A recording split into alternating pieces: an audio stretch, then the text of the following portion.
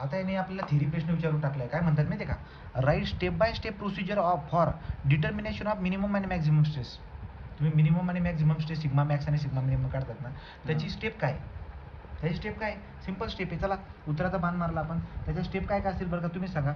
तुम्हाला फोर्स शोधायचा आहे, तुम्ही एरिया शोधा, तुम्हाला एम शोधायचं आहे, तुम्हाला झेड शोधायचं आहे. 4 गोष्टी शोधायच्या फिक्स. ओके.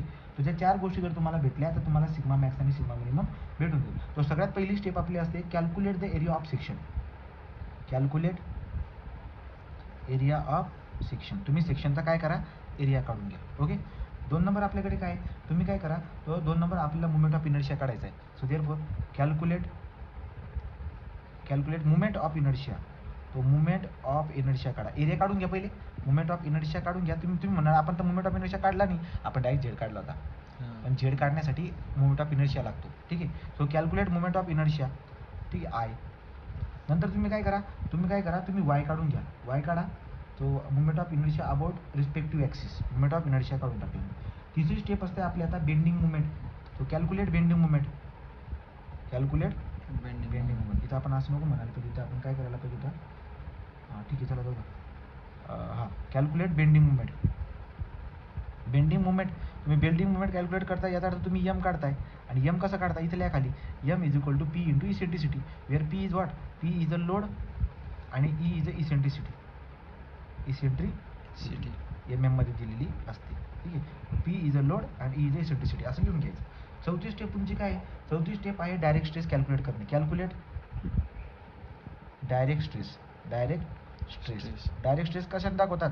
सिग्मा नॉटने. कसं काढतात? P by A. Direct stress काढून टाका. कशामध्ये भेटेल तुम्हाला? न्यूटन पर एम एमच्या स्क्वेअरमध्ये. डायरेक्ट स्ट्रेस झाली.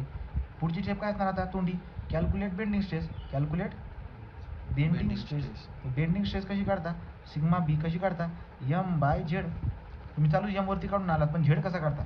झेड करतात आय बाय वाय करून. कसं काढतात? I by y. झालं त्याचं काम. चला पुढे जाऊ आता. 6 नंबरची स्टेप. 6 नंबरची आहे calculate maximum and minimum stress. Calculate sigma max and sigma min. त्याला मग फॉर्म्युला लिहून देतात. सिग्मा मॅक्स कसं काढतात? सिग्मा मॅक्स बराबर direct stress plus bending stress, that is what? P by A plus M by Z. हां. आणि इकडच्या बाजूला तुम्ही काय काढता? सिग्मा मिनिमम काढतात. कसा?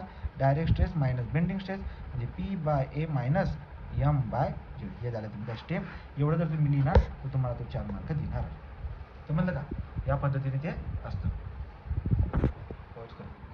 प्रश्न घेतलाय, पण तो प्रश्न असतो कसा तो तुम्हाला मी नवीन सांगतो. स्केच म्हणतात ते. Sketch resultant stress distribution. Resultant stress distribution diagram for sigma not sigma B. Sigma not is equal to sigma B. Sigma not greater than sigma B. आणि हे झालेला क्वेश्चन आहे, पण तुम्हाला प्रश्न कसा होता ते दाखवण्याचा मी प्रयत्न केला. आता बघा याच्यात काय सांगितलंय की तुम्ही रिझल्टंट स्ट्रेसच्या डायग्राम काढून दाखवा. रिझल्टंट स्ट्रेस डिस्ट्रीब्युशनच्या डायग्राम काढून दाखवा. कधी? पहिलं म्हणतात की direct stress less than bending stress. दुसरं direct stress is equal to bending stress. तिसरं direct stress greater than bending stress. आता हे तिघं आपण करून बघूया. तुम्हाला मी शिकवलेलं आठवतं का? जर डायरेक्ट स्ट्रेस जर का बेंडिंग स्ट्रेसपेक्षा कमी असेल ना, तर याच्यामध्ये 100% टेन्शन येतं. काय येतं? टेन्शन. म्हणजे ही डायग्राम जर बनवायला गेला तर बघा इकडे येणार सिग्मा मॅक्स आणि टेन्शन येते, म्हणजे इकडे येणार सिग्मा मिनिमम. ही डायग्राम तुमची अशी बनवून जाणार. बघा ही डायग्राम तुमची अशी बनवून जाणार. तो इकडे असतो प्लस आणि इकडे असतो मायनस. तो डायग्राम काढायला लावला तर तेवढंच काढा. हे कसं होतं मी त्याची कन्सेप्ट पहिल्या व्हिडिओमध्ये शिकवलेली आहे. बरोबर का? आता इथं काय म्हणले? डायरेक्ट स्ट्रेस आणि बेंडिंग स्ट्रेस हे दोघं इक्वल आहेत. त्या केसमध्ये आकृती आपली ट्रँग्युलर बनते. तो इकडच्या बाजूला आपला सिग्मा मॅक्स राहतो आणि सिग्मा मिनिमम काय असतो माहिती आहे का? सिग्मा मिनिमम 0 होऊन जातो. काय होतो? 0. आणि या पद्धतीने हा त्रिकोण बनून जातो आणि हा पूर्ण असतो प्लस. पण जेव्हा डायरेक्ट स्ट्रेस मोठा होऊन जातो बेंडिंग स्ट्रेसपेक्षा, तेव्हा दोघंची दोघं पॉझिटिव्ह येतात. म्हणजे हा होऊन जातो सिग्मा मॅक्सिमम आणि इकडे असतो सिग्मा मिनिमम. या दोघांना आपण असं जोडून देतो. हा असतो प्लस.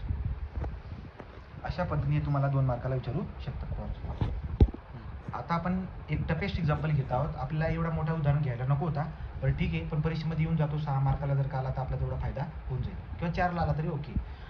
Tie rod. एक टाय रॉड आहे, पण रेक्टँग्युलर सेक्शनचा आहे. तो आपण याच्या अगोदर रेक्टँग्युलर सेक्शन सोडवला आहे. एक टाय रॉड आहे जो रेक्टँग्युलर सेक्शनचा आहे. Having 15 mm thickness. त्याची थिकनेस किती आहे? 15. आता थिकनेस तुम्हाला माहिती आहे थिकनेस कोणती असते? UB असते ही थिकनेस. समजा ही 15 mm त्यांनी दिलेली आहे. ठीक आहे. हां. It carries. आता ही 15 mm आहे. पुढे वाचूया. It carries the load of 200 kilo newton. याचा अर्थ तो पी देतोय तुम्हाला 200 किलो न्यूटन. आणि 200 किलो न्यूटन म्हणजे 200 × 10³ न्यूटन असं तो तुम्हाला देतोय. Acts at a eccentricity of 10 mm. Eccentricity दिली तुम्हाला 10 mm ची, पण इसेंट्रिसिटी कोणती आहे, एक्स आहे का वाय ते ओळखा. Along the plane by setting the thickness. तो थिकनेसला बाय करते, म्हणजे आता बघा तुम्हाला विड्थ दिलेली नव्हती, तो विड्थ मी समजा अशी काहीतरी काढून टाकतो, ठीक आहे, असं काहीतरी आहे. तो ते काय म्हणतात की eccentricity bye setting the thickness, म्हणजे इसेंट्रिसिटी या ॲक्सिसवरती आहे, एक्स ॲक्सिसवरती, म्हणजे ई एक्स येतो, काय येतो, ई एक्स. हां, आणि पुढे म्हणतात कॅल्क्युलेट विड्थ, म्हणजे ही विड्थ तुम्हाला काढायची आहे, ही विड्थ मला दिलेली नाही आहे, लक्षात. हां, आणि मॅक्झिमम टेन्साईल स्ट्रेस तुम्हाला म्हणतात, maximum tensile stress. Maximum tensile stress म्हणजे काय, कॉलममध्ये टेन्साईल स्ट्रेस चालत नाही, टेन्साईल स्ट्रेस निगेटिव्ह राहते, काय राहते, निगेटिव्ह. म्हणजे टेन्साईल स्ट्रेस किती दिले तुम्हाला, 100. तर तुम्हाला स्ट्रेस तर त्याने दिला आहे, स्ट्रेस तुम्हाला दिला आहे, आणि किती म्हणलं आहे त्याने, सो द मॅक्सिमम टेन्साईल म्हणजे सिग्मा मॅक्स तुम्हाला दिलेला आहे, किती दिला आहे त्याने, तो 100. किती दिला आहे तो, 100. पण लक्षात घ्या, सिग्मा मॅक्स तुम्हाला तो 100 देत आहे, tensile maximum tensile stress is 100. तर आपण त्याला आता आपण सॉल्व्ह करणार आहोत. आता कसं काढायचं बघा, सिग्मा मॅक्स तुम्हाला 100 दिलेला आहे न्यूटन पर mm च्या स्क्वेअरमध्ये. सॉल्व्ह करायचं याला, चला. सो मॅक्सिमम टेन्साईल स्ट्रेस, आता टेन्साईल असो का काही बी असो, मॅक्सिमम टेन्साईल स्ट्रेस आहे, मॅक्सिमम म्हणून सिग्मा मॅक्स 100 दिला. तो आता सिग्मा मॅक्सची बात जर चालू असेल तर तुम्हाला माहीत असेल काय, की सिग्मा मॅक्सचा फॉर्म्युला जो असतो, मी लिहून घेतो इथं कोपऱ्यामध्ये, सिग्मा मॅक्सचा फॉर्म्युला असतो P/A म्हणजे सिग्मा नॉट प्लस सिग्मा बी म्हणजे M/Z. P/A प्लस M/Z असतो सिग्मा मॅक्स, बरोबर की नाही. हां, तर तुम्हाला पी त्याने दिलेला आहे, मी पी काढून घेतो. पी काय दिला आहे, 200 × 10³ न्यूटन हा झाला पी. एरिया काय असतो आपला, एरिया आता तुम्ही बघा, एरिया काय येईल या केसमध्ये, लांबी गुणिले रुंदी. तो लांबी आहे इथं बी, आणि रुंदी किती इथं 15, समजलं का, बी × 15 होऊन जाईल ना आता एरिया झाला. तर आता एम काढायचा, एम कसा काढता, एम असतो पी × ई. तो पी दिलाय त्यांनी मला 200 × 10³ आणि इसेंट्रिसिटी किती येते 10. ओके, तर यांचा जेव्हा मी गुणाकार करणार, तर 200 × 10³ ठीक आहे, × 10 त्याचा आन्सर येतं आहे, तुम्ही याचा आन्सर बघा, 2 × 10⁶. 2 × यांची दाबून 2 × 10⁶ न्यूटन × mm. तर पी झाला, ए झाला, एम झाला, आता झेड. आता तुम्ही मला सांगा, हां, इसेंट्रिसिटी जर का एक्स ॲक्सिसला छेदते तर तुम्ही झेड कोणता काढणार, वाय. झेड कोणता काढणार, वाय. तो वाय झेड जर का काढणार, तो वाय ॲक्सिस ही वाली, तो वाय ॲक्सिस बीला कापते, मग तुम्ही काय करणार, dB²/6. तो डी म्हणजे थिकनेस आहे, आणि थिकनेस मला दिली 15, पण मला बी काही दिलेला नाही, तो बी मला काढायचा आहे, b²/6 असं त्याचा आन्सर राहणार. ठीक आहे, हा काय झाला आपला झेड झाला. याला तुम्ही सोडू बी शकता, b² जसा तसा राहू द्या, पण 15/16 करून घ्या ना, 15/16 करून घ्या. तो 15/16 15/6 करून घ्या तुम्ही. हे बघा, b² जसा तसा राहू द्या, 15/6 करून घ्या. तो 15/6 किती आला, 2.5. म्हणजे काय झालं माहिती का, 2.5 b² ॲज इट इज. तो झेड बी आला. तर तुमच्याकडे झेड आला, तुमच्याकडे एम आला, आणि तो तुम्हाला त्यांनी काय दिलं माहिती आहे का, तुमच्याकडे ए आला, पी आला, आणि त्यांनी तुम्हाला सिग्मा मॅक्स बी दिलेला आहे. मग तुम्ही फक्त सिग्मा मॅक्सचा फॉर्म्युला वापरायचा आहे. काय फॉर्म्युला आपल्याकडे, सिग्मा मॅक्स बराबर P/A plus M/Z. Sigma मॅक्सची value दिली त्याने 100 टाकली, पीची व्हॅल्यू माझ्याकडे किती, तो 200 × 10⁻³ एरिया किती दिला आहे त्यांनी, b × 15 प्लस एम किती माझ्याकडे 2 × 10⁶, आणि झेड किती आपल्याकडे 2.5 b².